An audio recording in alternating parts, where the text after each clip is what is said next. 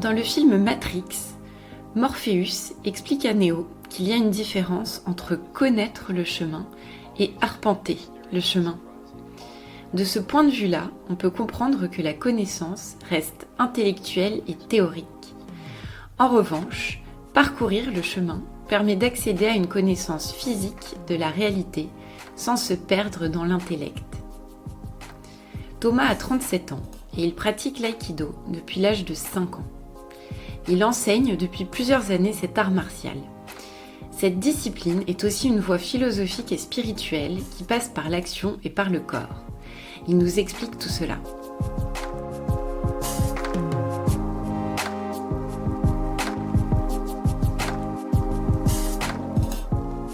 J'ai cette chance-là d'avoir baigné dedans tout petit, de ne pas avoir eu à passer par un rapport intellectuel à la discipline, être tout de suite dans l'action, dans le jeu. J'ai grandi dans une famille où les croyances sont libres.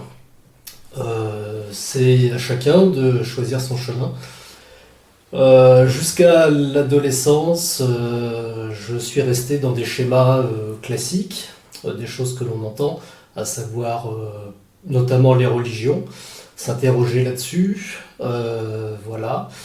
Passé l'adolescence, on gagne en liberté et on commence à se poser des questions qui sont ses propres questions et non les questions des autres. Et à travers ma pratique de l'aïkido, ça m'a ouvert différentes portes qui m'ont permis d'accéder à d'autres choses qui sont du domaine hors religion. Moi j'ai une première question. Quand tu nous parles de... je crois que tu parlais de croyances classiques ou de vision classique des choses. Tu parles de quoi exactement justement Je parle de l'éducation qui nous est donnée. L'éducation, c'est quelque chose qui est transmis sans forcément y avoir mis une part de soi. Donc au départ, on reste dans ce schéma-là. On est dans un monde occidental. Donc plutôt chrétien. D'accord, ouais. Voilà, alors bon, j'ai subi aucune influence du tout là-dessus. Mes parents d'ailleurs ont refusé de me faire baptiser en faisant ce choix-là. Et surtout en se disant si c'est la voie qu'il veut suivre, à ce moment-là, il fera lui-même la démarche de se faire baptiser. Bon, enfin, c'est quand même des choses que l'on entend, notamment au collège, où il y a des cours de catéchisme. J'ai pu en suivre une année ou deux. Donc forcément c'est un passage obligé, on s'interroge là-dessus. C'est pas du tout le chemin que j'ai suivi. Concernant les religions, je considère que toutes les religions sont bonnes. Là où j'ai plus de mal, c'est sur l'utilisation qui en a été faite par les hommes. Donc moi ce qui m'intéresse c'est ce qu'il y a entre les religions et ce qui permet de les relier entre elles. Donc en gros ce que tu expliques c'est que tu as eu finalement une éducation assez ouverte quand même, qu'on t'a laissé un peu libre de tes croyances, mais qu'en revanche il y a quand même cette culture judéo-chrétienne et notamment, alors j'imagine que tu étais en collège privé si tu as fait du catéchisme. Oui. D'accord. Et donc, toi, suite à tout ça, finalement, dans la mesure où tu avais une certaine liberté de croyance, etc., tu t'es posé ces questions-là assez jeune, quand même ? Alors, je me suis posé beaucoup de questions étant jeune. Aujourd'hui, je m'en pose beaucoup moins. Non pas que j'ai trouvé les réponses, mais je suis plus tranquille sur le sujet. Donc, moi, je crois en quelque chose qui est quelque chose qui évolue dans le temps, en fonction des rencontres que l'on fait, des expériences que l'on mène. Si tu me poses la question demain, peut-être qu'il y aura une réponse différente d'aujourd'hui. Moi, je crois en l'unité de toute chose. Et ce qui m'a ouvert cette porte-là, c'est la pratique de l'aïkido. Discipline martiale japonaise que je pratique depuis le plus jeune âge. Que j'ai d'abord pratiqué comme une méthode d'autodéfense, de self-défense. Qui consiste à apprendre à se défendre sur une attaque. Et puis j'ai compris quelques années après que c'était bien plus que ça et que c'était quelque chose qui permettait d'ouvrir des portes et de relier les gens entre eux. Est-ce que tu peux m'expliquer ce que c'est justement le principe de l'unité, enfin en gros, nous expliquer ce dont il s'agit. Le principe de l'unité, c'est d'arriver à faire cohabiter pacifiquement les émotions contraires. D'accord. C'est-à-dire à trouver un certain équilibre dans sa vie. On mène tous des existences où on est plus ou moins déstabilisé. Un jour je ris, un jour je pleure, Ouais. un jour je gagne, un jour je perds. Je pensais que c'était que moi. Non, ça c'est pour tout le monde. L'idée c'est d'arriver à faire la paix avec soi-même déjà.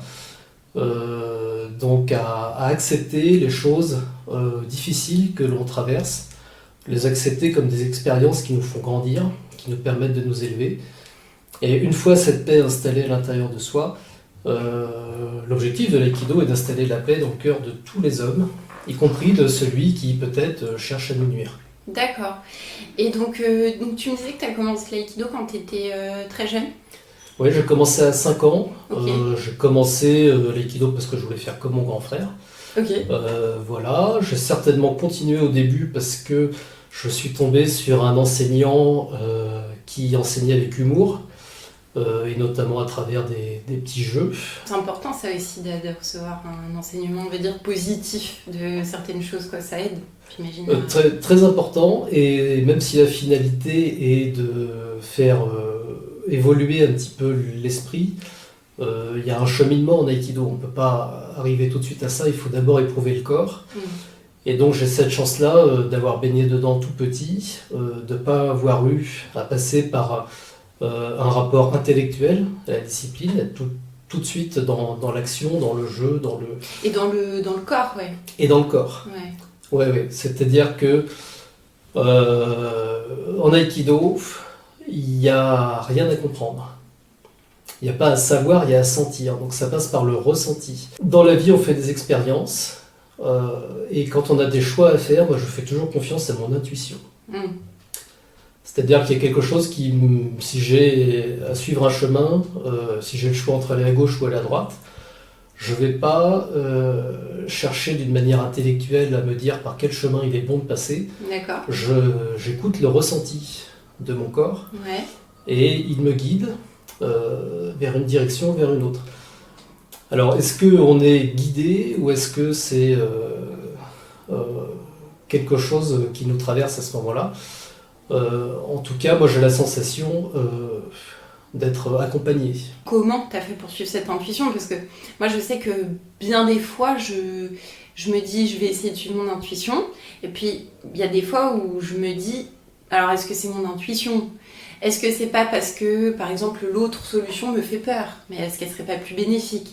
Enfin, je trouve ça toujours assez compliqué en fait en tout cas pour ma part, de connaître ce qui vient de l'intuition, de ce qui vient d'autres informations en fait qu'on reçoit et qu'on utilise pour faire des choix des fois mauvais, faut bien le dire. On fait pas que des bons choix et voilà. Pour faire la part des choses, je pense qu'il faut d'abord se connaître soi d'une manière assez approfondie. Tu veux dire savoir exactement ce qui peut nous être bénéfique, par exemple ? Savoir qu'est-ce qui est de l'ordre de notre ego, qui va nous mener dans une direction et peut-être nous tromper. Qu'est-ce qui est de l'ordre de l'ego, qu'est-ce qui est de l'ordre du cœur. Tout ce qui est guidé par la peur, alors j'inclus dans la peur la jalousie, les colères, les jugements, tout ça, tout ce qui vise à s'éloigner de cette unité-là. À ce moment-là, il faut mettre de côté. Essayer. Il faut essayer, c'est difficile. Essayer. On est d'accord que, parce que moi, pour rassurer un peu tout le monde, c'est aussi des choses que j'essaie de m'appliquer. Enfin, toi, tu parles d'aïkido, on y reviendra un peu plus longuement évidemment. Moi, je parle souvent de méditation, un peu connaissance de ses émotions et du coup un peu meilleure gestion de ses émotions, etc. On ne peut pas toujours tout contrôler de nous, ni nos émotions. Typiquement, la colère, ça peut quand même être une émotion très très forte. Et d'ailleurs, souvent on entend des gens qui disent que la colère, quand tu ressens de la colère, c'est quelque chose qui t'embrase complètement. En fait, tu n'es plus toi-même et tu perds le contrôle de toi. Par rapport à ce que tu disais justement d'essayer de garder un peu sous contrôle ses émotions, etc. Est-ce que t'es d'accord Enfin, j'en sais rien, tu me diras ton point de vue d'ailleurs. Est-ce que tu penses que il faut quand même être tolérant envers nous-mêmes quand on n'est pas toujours dans un bon contrôle de ces émotions-là? Ou est-ce qu'il faut absolument qu'on essaie quand même, coûte que coûte, de cloisonner et d'être une personne justement dans cette forme d'unité dont tu parles? Voilà, je vais savoir un peu plus. Alors, je pense que c'est difficile de cloisonner. Ce qu'il faut arriver, c'est à se canaliser un petit peu, donc pas chercher à, comme on fait en méditation, pas chercher à nier ce qui arrive, mais être capable soit d'accepter ce qui vient, soit de laisser passer simplement, mais sans chercher à lutter contre. Tout ce contre quoi on lutte, on le renforce. C'est ce qu'on apprend un petit peu dans toutes les voies initiatiques. Mais voilà, c'était exactement la question que j'allais te poser. Quand on lutte trop, en fait, quand t'es en colère, d'être en colère, t'es encore plus en colère, et du coup, c'est pire. Donc, pour lutter contre cette colère-là, il faut, à lutter entre guillemets, il faut rayonner autre chose, et peut-être tout l'inverse. Plus tu répètes, par exemple, un mot qui t'empêche de vivre, par exemple le mot colère, plus tu l'as dans ton vocabulaire, et plus tu renforces cette colère-là. Donc il faut changer de vocabulaire. Il faut... Alors ça, là on touche à... Par exemple, je pense aux accords Toltec. Il faut adopter une parole impeccable. Tout ce qui sort de toi revient à toi automatiquement. Les autres sont comme un miroir, ton reflet dans le miroir. Et donc si tu sèmes de la colère, tu récoltes de la colère. D'accord. Si tu sèmes de l'amour, tu récoltes de l'amour. De la même manière que si tu sèmes des tomates, tu récoltes des tomates. Voilà. Okay. Donc quand on est en colère, il faut savoir pourquoi on est en colère. On a tendance à rejeter la faute d'ailleurs sur les autres, alors que les autres nous renseignent sur nous-mêmes, et c'est une bonne occasion, je pense, de progresser sur soi. Donc il faut avoir ce recul-là, il faut avoir de l'humour sur soi-même, être capable de dédramatiser les choses et de choisir ses combats.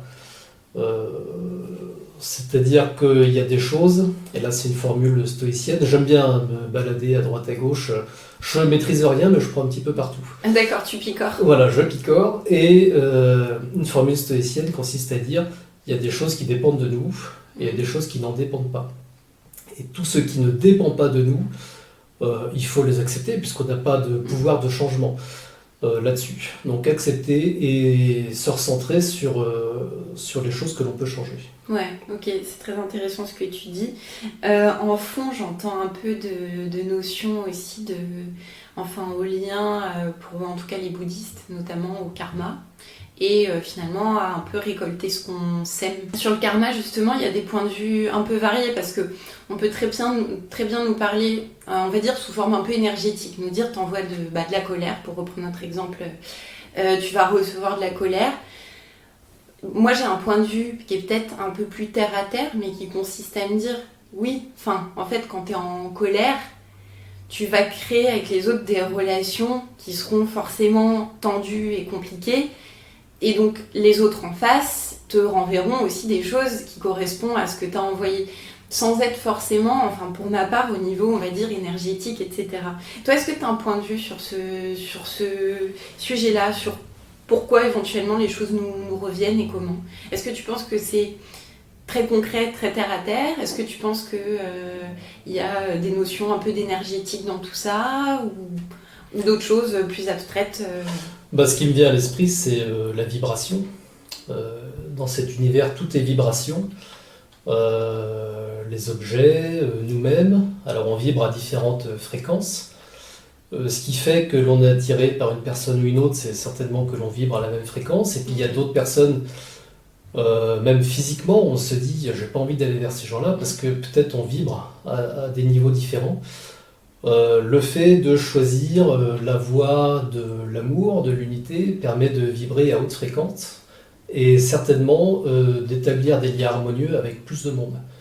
Quand on vibre à fréquence basse, quelque part, on attire la peur, on attire des gens qui, c'est pas de leur faute, mais qui sont eux aussi à fréquence basse, et du coup on a du mal à sortir la tête de l'eau. Donc je repense à l'aïkido. Définition de l'aïkido par le maître qui a fondé cet art, maître Morihei Ueshiba. Aïkido et amour. Ah oui, quand même. Aïkido et amour. Et l'objectif, entre guillemets objectif, est d'éliminer toutes les peurs à l'intérieur de soi, pour n'attirer que des belles choses. Et à ce moment-là, on transcende l'idée de départ, qui consiste à apprendre à se défendre. Quand on devient amour, quand on rayonne une belle lumière autour de soi, on attire à soi que des belles choses et donc personne n'attaque.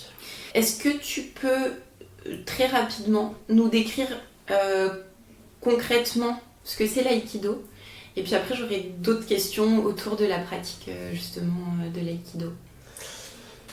La situation de départ en aïkido, c'est on fait face à une personne qui nous attaque. Alors c'est une force relative, on peut transposer dans la vie de tous les jours par toutes les choses désagréables qui peuvent nous arriver. La première chose que l'on fait, et c'est assez curieux, plutôt que de chercher à contrer, on va accepter et accueillir l'attaque de l'autre. Et l'objectif est de mettre les énergies ensemble. Donc l'énergie de la personne qui t'attaque avec la tienne, quoi. Voilà. Ok. Et à nous deux, à ce moment-là, on devient complet. Ok. C'est-à-dire qu'on se complaît grâce à l'autre. D'accord. L'idée ensuite, c'est de retirer l'agressivité, la violence qu'il y a chez la personne qui est en face de moi, pour y transfuser de l'amour. Ouais, ok. Et donc, du coup, très intéressant en tout cas. Je pense que s'il y a des gens qui cherchent un sport, parce que c'est aussi un sport, enfin on va y revenir. Enfin, je ne sais pas si j'ai le droit de dire que c'est un sport, mais en tout cas c'est une activité physique. Ouais. Un art martial. Un art martial, voilà. S'il y a des gens qui cherchent une activité nouvelle à découvrir à la rentrée cette année, en tout cas il y a des clubs. Et puis je suis convaincu, d'autant plus dans l'époque actuelle, qui est une époque un peu troublée, que les gens ont besoin, notamment de l'aïkido, de la méditation aussi. Il y a d'autres disciplines qui vont dans ce sens-là, mais notamment de l'aïkido pour inverser cette spirale un petit peu infernale où les gens se jugent entre eux, et puis il y a de la violence, et puis il y a tout ça. Donc il faudrait apprendre à vivre ensemble, et je pense que l'aïkido permet cela. Il n'y a pas beaucoup de solidarité non plus, enfin, il y a des choses comme ça. Ouais. Et ok. Alors ouais, moi, pour rebondir là-dessus, même si l'époque est troublée, c'est pas quelque chose qui m'inquiète. Au contraire, parce que j'imagine ce qu'il peut y avoir après. Et là, on vit une époque de dérangement, mais c'est un dérangement qui, à mon sens, et c'est la voie un petit peu alchimique aussi à laquelle je m'intéresse, va permettre ensuite le réarrangement. Qu'est-ce qui te semble être le dérangement? C'est-à-dire le changement climatique, les guerres, j'en sais rien, les situations économiques des pays, tout ça, la faim dans le monde, enfin tout ce qu'il y a de négatif en fait de notre époque, ou certaines choses spécifiques? Non, au global, petit peu tout ce que tu as dit. Donc il ne s'agit pas de mettre de côté ce qu'on a de plus noir à l'intérieur de nous, mais encore une fois de faire cohabiter la lumière et l'obscurité pacifiquement pour accéder à une autre dimension, qui est une dimension qui est plus verticale que horizontale. Nous, on évolue dans une dimension horizontale.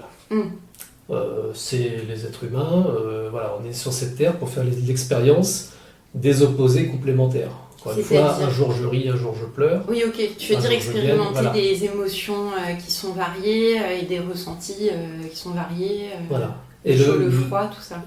Et le fait d'apprendre à accepter ça à l'intérieur de nous nous permet de nous recentrer et d'accéder à une dimension plus verticale qui nous permet de relier en nous le ciel et la terre. Actuellement, il y a beaucoup de sujets justement autour de l'énergétique, autour de la spiritualité et tout.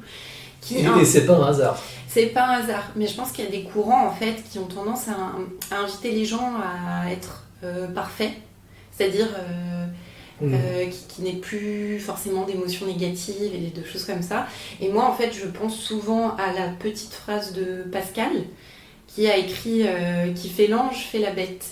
Et Et du coup, toi, justement, par rapport à ce type de débat, c'est quoi ton point de vue?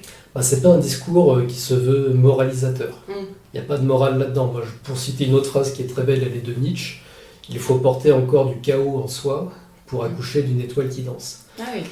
Donc, c'est pas moralisateur, c'est simplement apprendre à vivre avec. Encore une fois, on est sur cette terre pour faire des expériences. Je pense que ces expériences-là, on les a choisies. On a choisi de s'incarner à une époque, à un endroit, pour faire certaines expériences. Donc, toi, dans tes croyances, en tout cas, tu penses que ce qu'on vit actuellement, c'est un choix, en fait, qu'on a fait à un moment?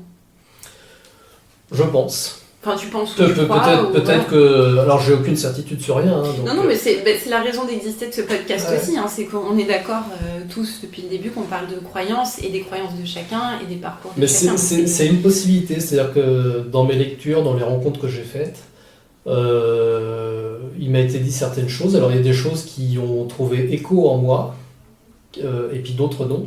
Tout ce qui fait écho en moi, tout ce qui vibre, je garde parce que je considère que c'est ce qu'il me faut.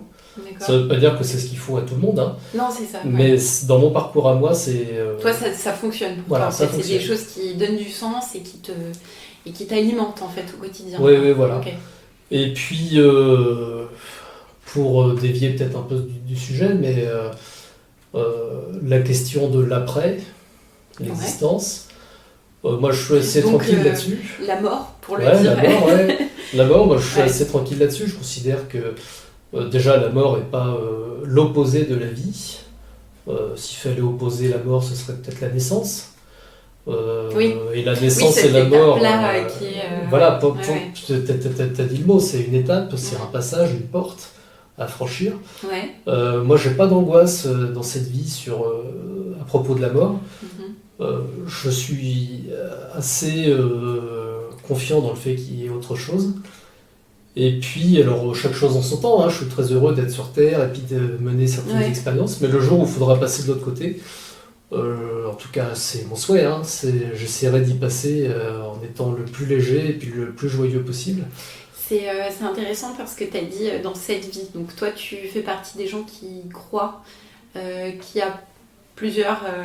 existences qui se suivent, un peu comme les bouddhistes croient en la réincarnation. Plusieurs existences, et puis pas forcément dans les mêmes conditions. Oui. L'espace et le temps peut-être n'ont pas lieu dans d'autres existences.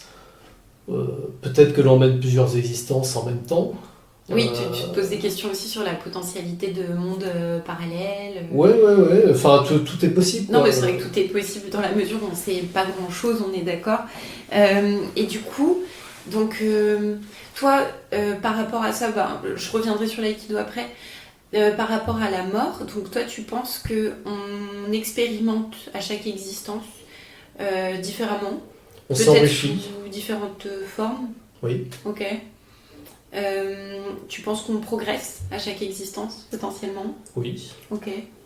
Pour peut-être passer à des plans supérieurs. D'accord.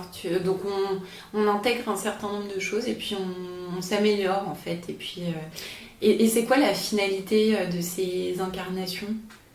De ton point de vue, si tu sais, sinon... non, je pas si tu sais, si tu as une idée, toi, pour ce que tu crois, évidemment, c'est pas... Non, je n'ai pas d'idée précise. S'enrichir, s'élever au niveau spirituel pour se rapprocher et être parfaitement en unité avec le tout. Alors, moi je parle pas tellement de Dieu, mais je parle peut-être de lumière ou de ce qui a précédé la matière. Okay. Voilà, par rapport à la mort, quelque chose que j'aime bien dire, et puis c'est tiré de la langue des oiseaux. La mort, on peut l'entendre là, plus loin mort, ou bien l'âme or. C'est vrai que c'est assez beau comme... je sais pas comment on dit d'ailleurs, comme écoute un peu poétique. Ouais, c'est une autre manière d'entendre les mots, et puis ça permet de porter un regard différent sur les choses. L'or en hébreu, c'est la lumière. Donc l'âme or, c'est justement le passage vers la pleine lumière. Okay. Alors moi, ce qui m'intéresse dans cette existence-là, c'est, sans en faire un objectif ou une fixette, c'est d'essayer de percevoir dans cette existence l'esprit originel, la lumière qu'il y a en toute chose et en chacun. Est-ce que tu peux m'expliciter un petit peu justement ce que tu veux dire par là?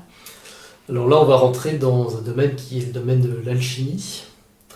Donc sur l'alchimie, donc tu vas nous expliquer un peu ce dont il s'agit, etc. C'est quelque chose auquel tu t'intéresses depuis que tu fais de l'aïkido ou depuis plus récemment ou... Alors l'aïkido m'a ouvert cette porte-là. D'accord. Elle m'a ouvert plein d'autres portes aussi. Depuis 2-3 ans, là, je me plonge un petit peu là-dedans. Encore une fois, parce que ça fait écho en moi. Ça te parle. Ça me parle. Ok. Voilà. Et puis, je considère que l'aïkido, entre autres choses, est une voie alchimique D'accord. aussi. Parce qu'il s'agit de transmuter les choses. En alchimie, bon, la formule célèbre, c'est de transmuter le plomb en or. Ouais. Qu'ils n'ont jamais réussi à faire. D'ailleurs, on n'a pas retrouvé de recette à l'heure actuelle qui permettait de transformer le plomb en or. Bah, il y a des écrits qui sont restés, des écrits qui sont un peu codés, etc. Bon, moi, je crois pas spécialement, puis c'est pas tellement le... Oui, tu veux pas te faire de la thune spécialement.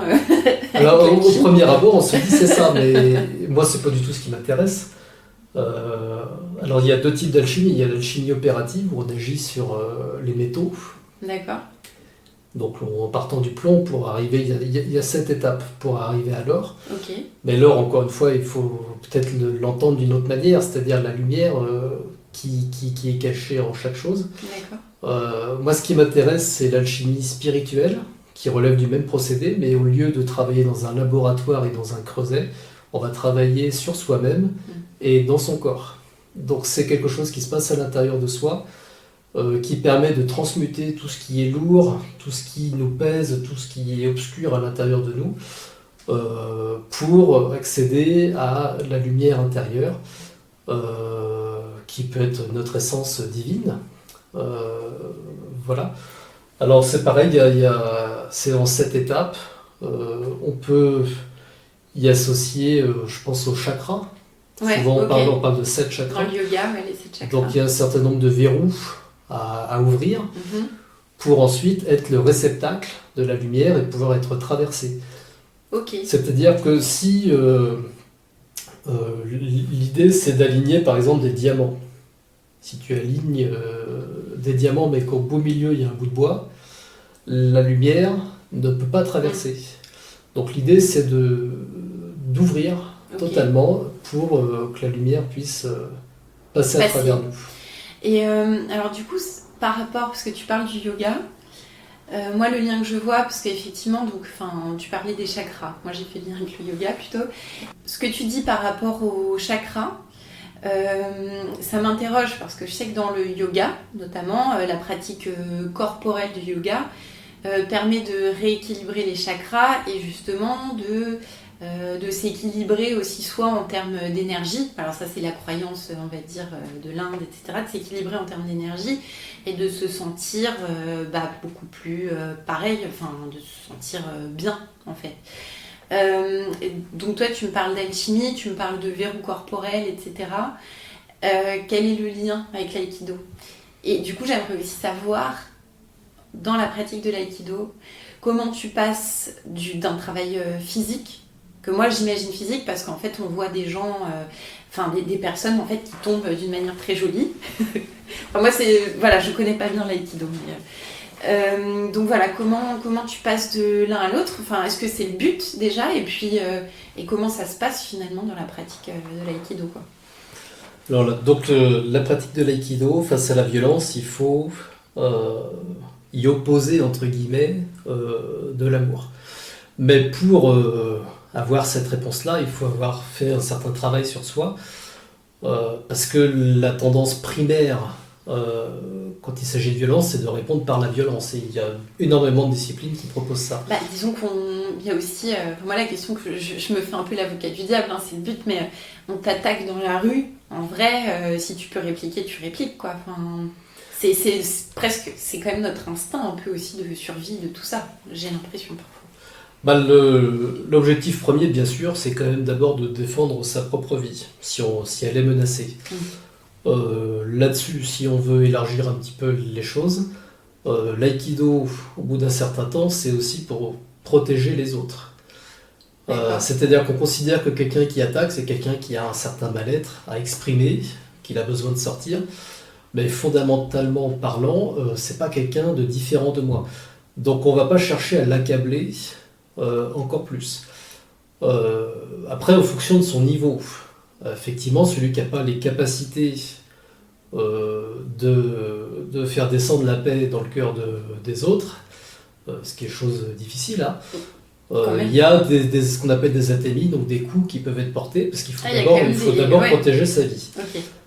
Mais l'aïkido est une voie, et ce qu'il y a au bout du chemin, ça reste quand même le fait de ne plus avoir d'ennemis, de ne plus rencontrer ce type de situation-là. Et pour ne plus rencontrer ce type de situation-là, il faut avoir fait un très gros travail sur soi. Et je considère, mais c'est très personnel, que si on arrive à défaire tous les petits verrous, toutes nos peurs, etc., et que l'on est pleinement dans la voie de l'amour, je considère qu'on ne rencontre plus de violence, on ne rencontre plus tout ça. Okay. Après, c'est un idéal, la vie est ce qu'elle est. On apprend en aïkido aussi à gérer la distance. Ouais. Donc aussi à pas se mêler, à pas aller dans des endroits où on sait par avance que ça va mal se passer. La bagarre. Voilà, donc ça apprend et ça rejoint un peu ce qu'on disait au début sur l'intuition. Quand on a fait ce travail sur soi, en général on choisit un chemin où on sait que ça va bien se passer, quoi. Alors l'aïkido est une discipline non violente. Pour parler de la non-violence, il y a, c'est vrai, énormément de livres qui ont été écrits, des bibliothèques entières remplies de livres sur la non-violence. Mais le problème, c'est que les gens lisent et après leur corps bagarre. On le voit tous les jours, il y a de la violence partout. Ouais, c'est une jolie image que tu utilises, c'est vrai. Voilà. Alors en aïkido, on prend le pli inverse. On ne va pas s'adresser à l'intellect des gens, on va s'adresser à leur corps. Et par une pratique intensive, régulière, de la non-violence par le corps, il y a un petit message qui va remonter à l'esprit, qui fait que l'homme, dans sa globalité, sera à ce moment-là non-violent. D'accord.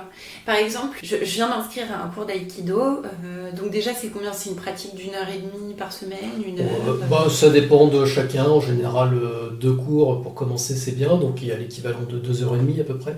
Ouais, d'accord, par semaine. 2-3 heures par semaine, c'est bien. Et qu'est-ce qui se passe? Du coup, tu fais faire des pompes, de la course à pied? Pas du tout. Pas du tout. La première chose que l'on fait, c'est mettre en sommeil, en silence, son intellect, son mental. Okay. Donc on laisse la tête au vestiaire et sur le tatami, donc on laisse tous les soucis de côté. Ouais, on rentre... Voilà, et on va entrer uniquement dans une pratique corporelle, avec le cœur, toujours en médiation avec le cœur. Et donc on va imprimer dans notre corps des mouvements circulaires, non contraignants.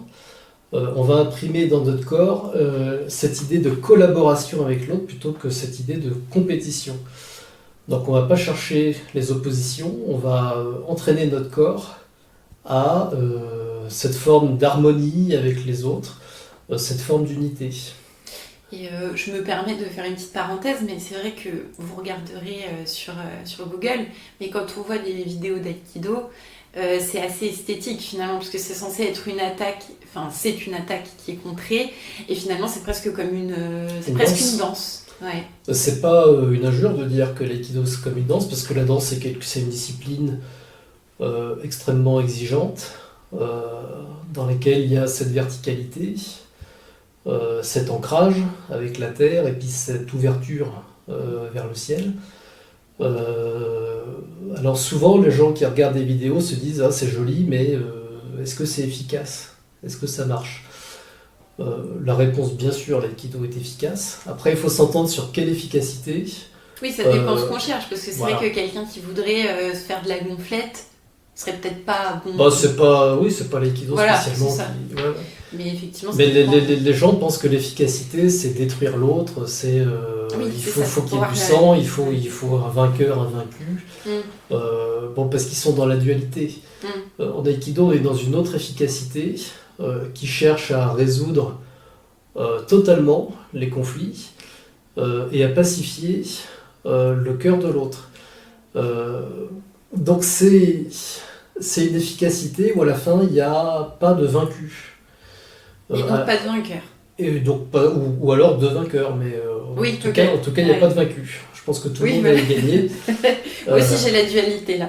Oui, mais comme tout le monde. Hein. Cette philosophie du pas de vaincu, donc potentiellement pas de vainqueur ou de vainqueur, t'es d'accord que ça va en opposition quand même avec la manière dont on est élevé, nous tous, par Ah, exemple dans les totalement, ouais. sociétés occidentales. Totalement. Et la compétition, parce qu'il C'est la base il de s'agit de notre ça. société quand même quasiment. À l'école, on est en compétition, dans le boulot, on est en compétition, on veut toujours plus, gagner Sur plus les que réseaux l'autre. sociaux, il y a Voilà. beaucoup aussi de démonstrations de mieux, de machin. Ouais, et effectivement, l'aïkido va à contre-courant de ça. Et c'est pourquoi je dis que c'est important de pratiquer l'aïkido, notamment pour le monde de demain, parce qu'on se rend compte que ce système basé sur la compétition nous mène droit dans le mur. Dans le mur. Ouais, et qu'il n'y a pas d'issue. C'est délétère. Ouais. Donc il faut changer les choses en profondeur, et il faut commencer par soi-même pour aller d'une société, encore une fois, de compétition à une société de collaboration, ce qui est le principe même de l'aïkido. Soit le changement que tu veux voir dans le monde, disait Gandhi. Exactement. Et donc, toi, donc par rapport à cette philosophie de l'aïkido, là actuellement, t'en es où? Est-ce que. Alors, t'as commencé, t'avais quel âge? J'avais 5 ans, T'avais 5 ans. Donc maintenant, on peut dire ton âge ou. 37 ans. Voilà. Ouais. Donc ça fait déjà un moment quand même que, Ouais. que tu pratiques. Donc en plus de 30 ans de pratique, qu'est-ce que tu sens que ça t'a apporté sur ton parcours? Et maintenant, t'en es où justement? Donc je sais que tu enseignes l'aïkido. Est-ce que tu sens que tu progresses encore? Oui, et on progresse toute sa vie. Pour reprendre une formule qui n'est pas de moi, l'aïkido commence lorsque l'on quitte le tatami. L'aïkido, c'est une discipline du quotidien dans notre rapport aux autres. Je suis comme tout le monde, de temps en temps je me fâche ou j'ai des situations conflictuelles avec les autres. Toi aussi, les embouteillages, ça te vénère et des trucs comme ça, non? Un peu, ouais. Un peu, mais ça va quand même. D'une manière mesurée quand même, mais ouais. Tu pètes pas un câble non plus, quoi. Non, et je sens que je progresse parce qu'avant des situations conflictuelles, j'aurais accentué le problème ou j'y aurais participé. Là, maintenant, je cherche plutôt un chemin qui permet d'en échapper, d'échapper au conflit, et en tout cas de résoudre les choses pacifiquement. Voilà, il y a de temps en temps des personnes avec lesquelles ça passe plus ou moins bien. C'est la vie. C'est la vie. Quand on s'engueule avec des gens, comment tu réagis toi justement quand tu Et bah, te retrouves en conflit un peu dur avec quelqu'un et tout? Alors c'est jamais acquis, parce que chaque personne est différente, chaque situation est différente.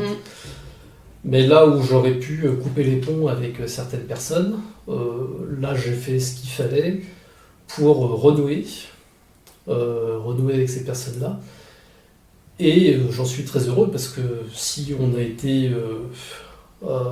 amis avec quelqu'un, c'est qu'à la base il y a quelque chose. Il y a une bonne raison. Quelqu'un qu'on il y a aime, une bonne raison. on l'aime normalement pour toujours quand même. Enfin, Voilà. Il y a quelque chose de. Ouais. Voilà, donc voilà, dans le quotidien, l'aïkido me sert à ça. À pas être trop rancunier. Oui, pas rancunier, puis pas juger, puis se dire que si quelqu'un a une parole déplacée, c'est que peut-être dans sa vie, ça va pas. Et donc, plutôt chercher à comprendre pourquoi, plutôt que de juger. Oui. Voilà. Oui, je pense que en fait, en filigrane, j'ai l'impression que le message de fond de l'aïkido et de la philosophie autour de ça, c'est le non-jugement. Des autres en tout cas. Parce qu'on sait jamais, et ça c'est vrai que c'est un truc moi que je me répète aussi assez souvent, on n'est jamais dans les chaussures des autres. on sait jamais vraiment ce que les gens traversent. Et nous, bon, des fois, on se prend des choses un peu de plein fouet comme ça en se disant oh, bah ça va, qu'est-ce que c'est que ça et tout. Sauf qu'on ne sait pas quand même ce que la personne en face est en train de vivre ou de traverser. Et qu'effectivement, à partir du moment où on arrive un peu à ne plus être trop dans le jugement, moi j'ai du mal, hein, j'avoue, je juge parce que je sais pas. Et ben, on arrive mieux à comprendre les autres, j'ai l'impression. Bah, il y a une notion d'intérieur et d'extérieur qui se rejoint à ce moment-là, c'est-à-dire qu'on on ne comprend chez les autres que ce que l'on a vaguement compris de soi. Donc pour évoluer dans le monde extérieur, il faut d'abord avoir été dans son monde intérieur, qui est un monde pas simple, hein, qui est un peu obscur, mais il faut y aller, quoi. Et plus on se connaît, et plus on connaît les autres, et plus on est à même de réagir correctement face à des situations difficiles.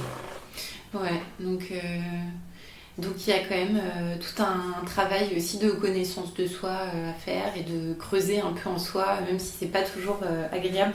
En ça, je trouve que justement l'aïkido rejoint beaucoup les pratiques méditatives.